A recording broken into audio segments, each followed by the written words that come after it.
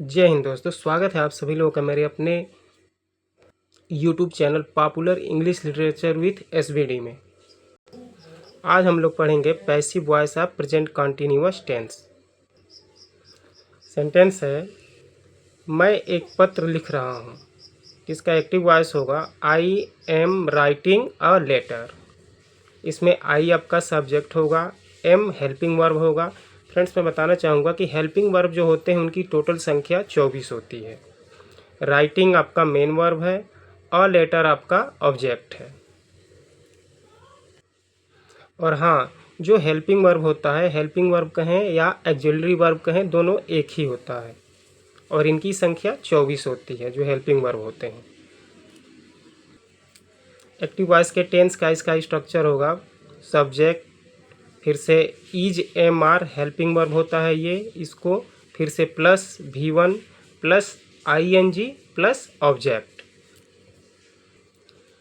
तो ये active voice का स्ट्रक्चर होता है, ये आपका प्रेजेंट कंटिन्यूअस टेंस का।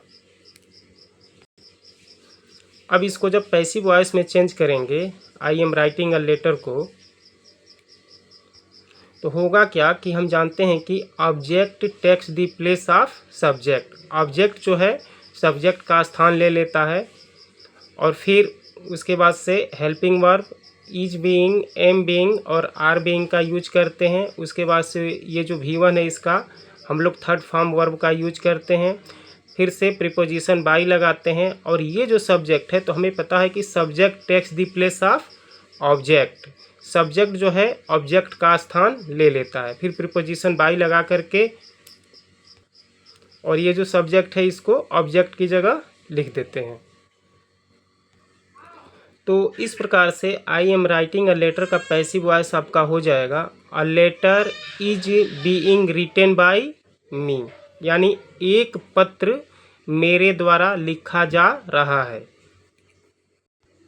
एक बात का आप लोगों को ध्यान रखना चाहिए कि जब भी हम लोग पैसिव वॉइस में चेंज करते हैं एक्टिव वॉइस को, तो जो एक्टिव का ऑब्जेक्ट होता है उसको पैसिव का सब्जेक्ट बना दिया जाता है और जो एक्टिव का सब्जेक्ट होता है उसको पैसिव का ऑब्जेक्ट बनाया जाता है। ये हमेशा आप लोग ध्यान में रखें। फिर अगला सेंटेंस है आपका कि वह किताबें खरीद रही हैं। तो इसका एक्टिव वॉइस होगा सी इज बाइंग बुक्स। इसमें सी आपका सब्जेक्ट है, इज हेल्पिंग वर्ब है, बाइंग आपका मेन वर्ब है और बुक्स आपका ऑब्जेक्ट हो जाएगा। अब जब इसको पैसिव वॉइस में चेंज करेंगे तो हम लोगों को पता है कि object takes the place of subject. तो ये जो ऑब्जेक्ट बुक्स है यहाँ पे आपका सब्जेक्ट बन जाएगा। फिर से ये जो इज है हेल्पिंग वर्ब, यहाँ पे इसको जब बुक्स आपका प्लूरल है तो यहाँ पे आर बीइंग का यूज करेंगे। और फिर ये जो आपका मेन वर्ब बाइंग है इसको हम लोग थर्ड फॉर्म में चेंज करेंगे तो बाइंग का बॉट हो जाएगा। फिर प्रीपोजिशन बाई लगाएंगे और ये जो सब्जेक्ट सी है तो हमें पता है कि subject takes the place of object. तो सी हमारा सब्जेक्ट है, जब इसको यहाँ पे लाएंगे तो सी को हम लोग हर में चेंज कर देंगे क्योंकि सी हमारा पर्सनल प्रोनाउन है और सी का जो ऑब्जेक्ट फॉर्म होगा वो हर होगा। तो इस प्रकार से हमारा ये सेंटेंस बन जाएगा books are being bought by her, यानी किताबें उसके द्वारा खरीदी जा रही हैं। अगला सेंटेंस है वे मुझे बुला रहे हैं। तो ये आपका प्रेजेंट कंटिन्यूअस टेंस का सेंटेंस है। इसका पहचान यही होता है कि जिस वाक्य के अंत में रहा है, रही है, रहे हैं आदि शब्द आते हैं उन्हें प्रेजेंट कंटिन्यूअस टेंस कहा जाता है। तो इसको जब हम बनाएंगे तो इसका हो जाएगा दे आर कॉलिंग मी। इसमें दे आपका सब्जेक्ट है, आर आपका हेल्पिंग वर्ब है, कॉलिंग मेन वर्ब है और मी ऑब्जेक्ट है। अब जब इस सेंटेंस को पैसिव वॉइस में चेंज करेंगे तो मी हमारा क्या है, ऑब्जेक्ट है। तो जब मी यहाँ पे आएगा तो यहाँ पे ये सब्जेक्ट होगा। तो मी हमारा ऑब्जेक्टिव केस है, ऑब्जेक्ट फॉर्म में है, तो इसका जब हम चेंज करेंगे तो ये आई में चेंज हो जाएगा। क्योंकि मी का जो सब्जेक्ट रूप होता है वो क्या होता है, आई होता है। और हम लोगों को पता है कि आई जो है हमारा पर्सनल प्रोनाउन है और फर्स्ट पर्सन है, तो यहाँ पे मी के जगह पे आई हो जाएगा। अब यहाँ पे एम बीइंग का यूज करेंगे। फिर से जो हमारा कॉलिंग मेन वर्ब है इसको हम लोग चेंज कर देंगे V3 में, तो कॉल्ड हो जाएगा। और फिर प्रीपोजिशन बाई का यूज करेंगे। और ये जो हमारा सब्जेक्ट दे है इसको जब लाएंगे यहाँ पे तो ये हमारा देम हो जाएगा, क्योंकि दे हमारा जो है सब्जेक्ट है। और इसको जब ऑब्जेक्ट में चेंज करेंगे तो दे का ऑब्जेक्ट फॉर्म आपका देम हो जाएगा। इस प्रकार से यह सेंटेंस बनेगा, I am being called by them. मुझे उनके द्वारा बुलाया जा रहा है। अगला एक्टिव का सेंटेंस है, वह पाठ याद नहीं कर रही है। इसका ट्रांसलेशन होगा आपका, she is not learning the lesson. इसमें सी आपका सब्जेक्ट है, इज आपका हेल्पिंग वर्ब है और नॉट जो है ये नकारात्मक शो कर रहा है। लर्निंग हमारा मेन वर्ब हो जाएगा और द लेसन हमारा ऑब्जेक्ट है। अब पैसिव वॉइस होगा, the lesson is not being learn by her. It means पाठ उसके द्वारा याद नहीं किया जा रहा है। पैसिव वॉइस में जब हमारा सेंटेंस निगेटिव होता है तो हम लोग is not being, am not being और आर नॉट बीइंग का यूज करते हैं। अगला सेंटेंस है आपका, वे क्रिकेट नहीं खेल रहे हैं, जो कि हमारा क्या है, एक नेगेटिव सेंटेंस है। तो इसको जब हम लोग ट्रांसलेट करेंगे एक्टिव में तो इसका होगा, they are not playing cricket. इसमें दे हमारा सब्जेक्ट है, आर हमारा हेल्पिंग वर्ब है, नॉट जो है हमारा नकारात्मक को शो कर रहा है सेंटेंस में, प्लेइंग हमारा मेन वर्ब है और क्रिकेट हमारा कर्म है। जब इसको पैसिव वॉइस में चेंज करेंगे तो हम जानते हैं कि object takes the place of subject. तो क्रिकेट हमारा क्या है, ऑब्जेक्ट है। जब क्रिकेट को यहाँ पे लाएंगे पैसिव वॉइस के लिए तो क्रिकेट हमारा क्या हो जाएगा, सब्जेक्ट का रूप ले लेगा। फिर इसके बाद से हम लोग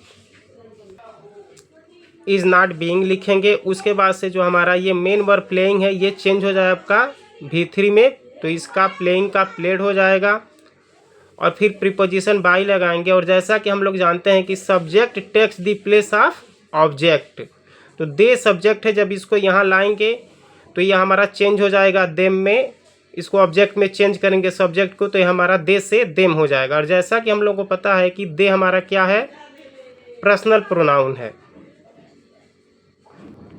इस प्रकार यह सेंटेंस बनेगा, cricket is not being played by them.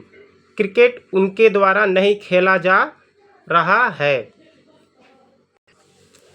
अगला हमारा सेंटेंस है एक्टिव वॉइस का, क्या वह नौकर को पीट रहा है।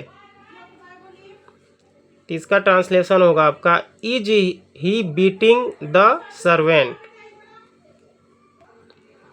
ये जो है एक्टिव वॉइस का, इसका स्ट्रक्चर इस प्रकार से होता है, is am are helping verb को पहले हम लोग लिखते हैं और सेंटेंस के हिसाब से इसमें से कोई एक यूज करते हैं, फिर सब्जेक्ट लेते हैं, फिर वर्ब की फर्स्ट फॉर्म लेते हैं, फिर उसमें ING लगाते हैं और उसके बाद से ऑब्जेक्ट का यूज करते हैं।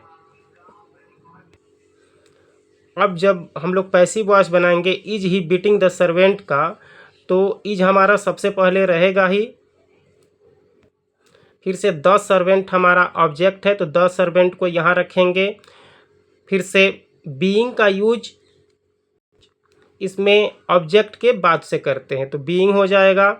फिर उसके बाद से वर्ब की थर्ड फॉर्म बीटेन हो जाएगा और फिर प्रीपोजिशन बाई का यूज करके और फिर ही को लाएंगे ऑब्जेक्ट की जगह पे, तो ही का हमारा ऑब्जेक्ट फॉर्म हिम हो जाएगा। जैसा कि हम जानते हैं कि subject takes the place of object, और ये भी हम लोग जानते हैं कि ही हमारा पर्सनल प्रोनाउन है। और ये हमें पता होना चाहिए कि I, we, you, he, she, it और दे को पर्सनल प्रोनाउन कहा जाता है। तो ये हमारा सेंटेंस होगा, is the servant being beaten by him. क्या नौकर उसके द्वारा पीटा जा रहा है। एक बार रूल को देखते हैं कि इंट्रोगेटिव सेंटेंस में कैसे चेंज करते हैं।